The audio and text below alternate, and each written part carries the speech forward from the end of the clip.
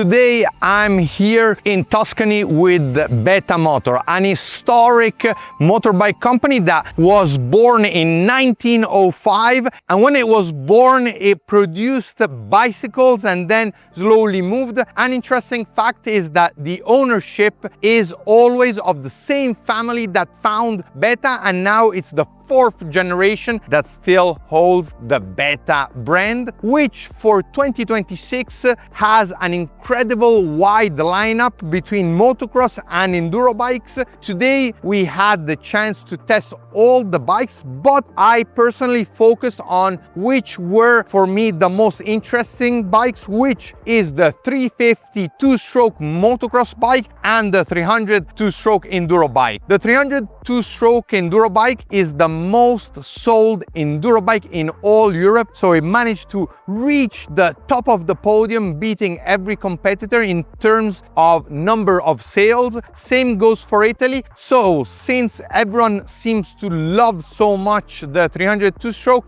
this is the bike on which I spent the most time. But for 2026 it didn't receive any massive change. It kept most of what was introduced last year, with some slight little modifications, but that make quite a difference. The modification that I personally felt a lot the difference is the gearing. The second gear has been made longer, and what happens is when you're in an enduro situation, this helps a lot not ending up using too much the gear. But for me, the 300 two-stroke is a very easy bike, very lightweight, and with this modification I felt it was easier to manage in a bit extreme situation, or where the speed is not so much but you're able to insist more on the second gear. One interesting fact, at least for me, for my riding feeling, is that you need to interpret a bit this bike. What I mean, I started riding in the morning that I was always pulling the gear, making the bike rev up really a lot, you know, sort of a bit like motocross riding.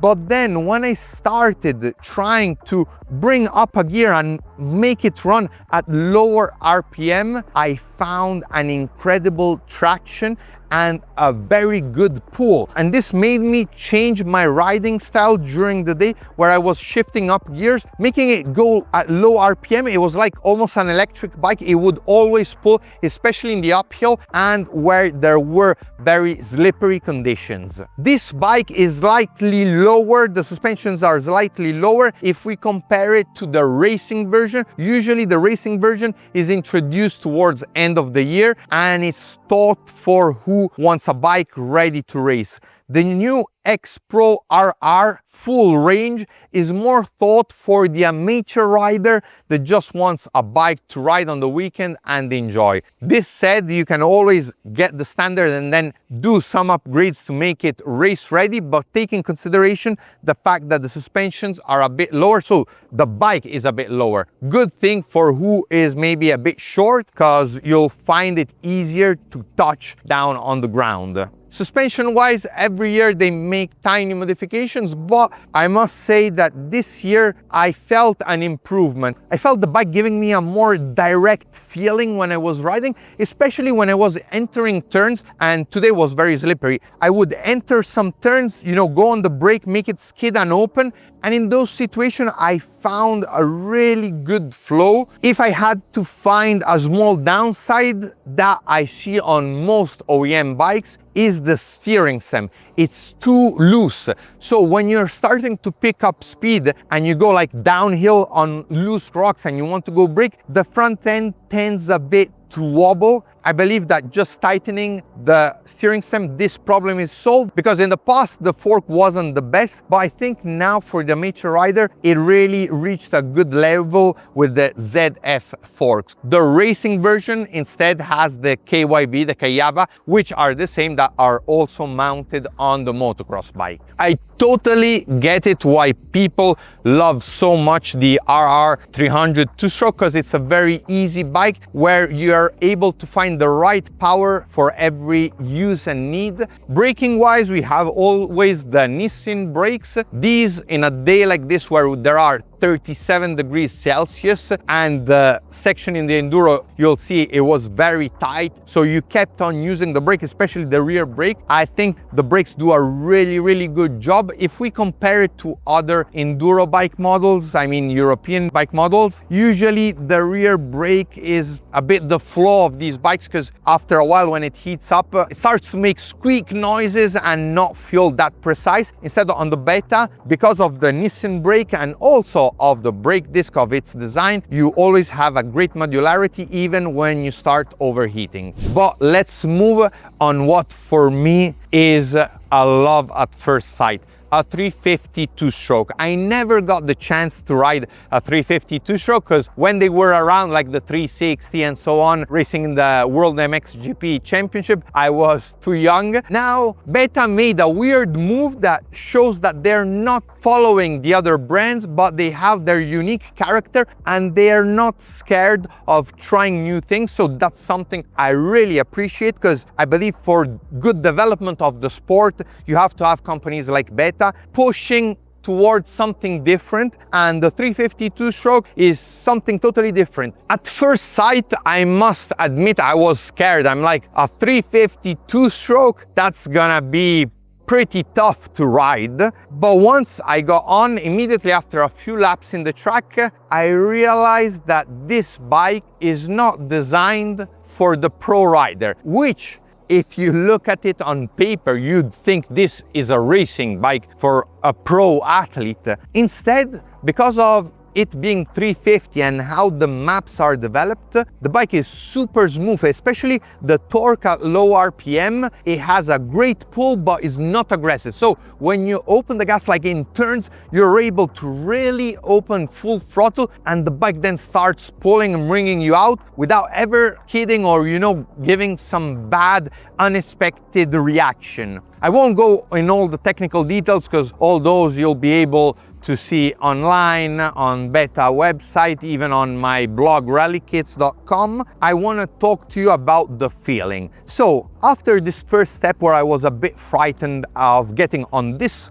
wonderful historic motocross track, because we are in Montevarchi. This is a track where they used to race the World Motocross Championship, and I used to come here as a kid and watch Stefan Everts win 3 different categories, meaning that this is a quite technical and tough track with some pretty big jumps, which made the perfect ground to test this bike. After the first lap, something I could really appreciate is the handling of the bike. It's a bike that helps you enter the turns. I felt a very good feeling of the front end. When I was going inside turns, even without ruts, it was very slippery. I would never have the feeling of the front end wash out. It would always go where I wanted, mixed with a very linear and good progression on the engine. As soon as I opened the throttle, I was able to really catch speed, but without having the feeling of it pulling my arms and not being able to hold on it. For me, this was an extremely fun bike, an easy bike, because another reason why Beta thought about introducing the 350, it's because they want to reduce costs for the public. And what I mean, if we look also at the price list for the 2026 models, something no other brand has done, they managed to lower the price, and they explained to us they managed to maximize some production process that managed them to reduce their production costs, and they wanted to share this with their very loyal customers, bringing slightly down the prices. And that's also the reason for the introduction of this bike, because when we look at the motocross tracks, there are less and less people coming to the motocross track, especially this year. So there is a bit a crisis. With the introduction of the 350, they wanted to produce a bike easy that could be ridden by anyone, that had very low maintenance costs, and that would have a low retail price in order for everyone to, even start, doing motocross. An interesting fact, if you have a racing license, there will be some special sales of this bike for who intends to race it, even in regional championships. So it's nice to see Beta trying to help riders, because we all know this is an expensive sport and no one is really making good money with it. So thumbs up to them for really caring about every level rider. Something I really liked about this bike was the suspensions and the feeling I had on it, because on this track I even landed a bit long on certain jumps on the first few laps when I was trying to close them. And despite landing long from very big height, I bottomed the suspension, but I didn't get a super harsh feeling. So for me, and I'm pretty heavy,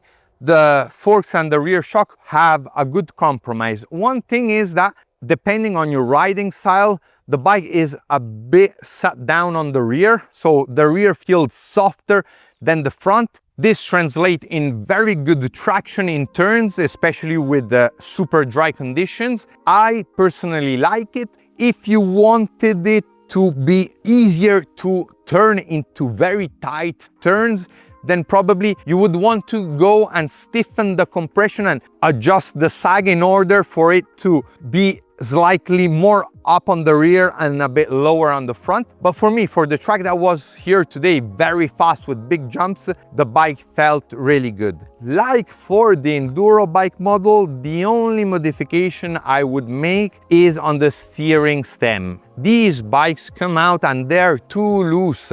So when you're entering ruts, going inside the turn, the bike never feels it's going perfectly straight. It always feels like it's slightly wobbling. Then in regards to the maps, I tried also the rain map on both bikes. In the Enduro model, I found that for the conditions we had, the sun map, so the most aggressive one, was good enough. On the motocross track, I believe that for an amateur rider, the rain map is so soft, so clean, that it really helps you find confidence with this bike. Ergonomically, you're able to move very well. On the motocross bike, we also have this seat cover with this pyramid texture that gives you a big grip. Only thing that I felt when going into turns and having my leg up high was that sometimes in this hole I would catch with my knee. If personally I had this bike, I would 3D print a part in order to close this hole, even though this hole is needed for ventilation of the radiator so that it can keep the bike nice and cool. All in all, I really like these bikes. I believe that the 352 stroke is definitely a bike I would want in my garage, but at the same time, I don't know if I would race it. I mean, with a 352 stroke, you go against the 450cc 4-stroke. If you are in muddy conditions, for sure, you have a big advantage with this bike. Also in the starts, but on certain tracks, it depends a lot on the track. On most tracks nowadays, with a 454 stroke, you have more advantage. This doesn't mean that you should go for the Beta 450 motocross bike, which we use today. It's just this, for me, is a fun, easy bike. I want it in the garage because the weekend when I want to go ride, I take this most of the time. Now, guys, let me know if you have any question down in the comments. Be sure to subscribe to my channel and to follow me on Instagram, because when I come to these international press launches, I post live content on my Instagram stories. I enjoyed the day. I'm happy that an Italian company is starting to really pull big numbers, because if you think about it, Beta produces over 30,000 units per year, which is a pretty big number considering they do basically only off-road bikes. I might try to ask Beta if they can borrow me later this year this bike, because I absolutely love it and I felt it was an easy bike, which is something I totally didn't expect from a 352 stroke. Thanks for watching. Stay tuned for the next test. See you in the next one. Ciao!